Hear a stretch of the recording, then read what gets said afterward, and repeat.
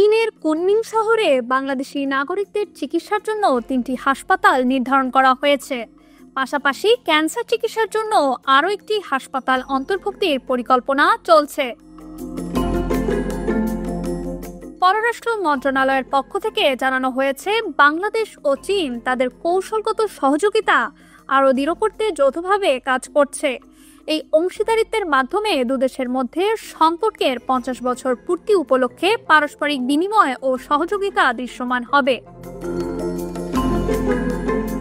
সম্প্রতি বাংলাদেশের রাষ্ট্রদূত চীনের বিনিয়োগকারীদের জন্য বাংলাদেশের আকর্ষণীয় বিনিয়োগ সুযোগগুলো তুলে ধরেন এবং ঢাকায় আগামী 7 থেকে 10 এপ্রিল অনুষ্ঠিতব্য বাংলাদেশ বিনিয়োগ সম্মেলনে অংশ নেওয়ার আহ্বান জানান।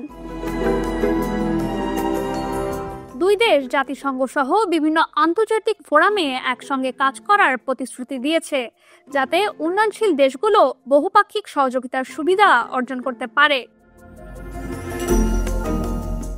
বাংলাদেশ ও চীনের কূটনৈতিক সম্পর্কের 50 বছর উদযাপন উপলক্ষে যৌথ কর্মসূচির পরিকল্পনাও নেওয়া হয়েছে।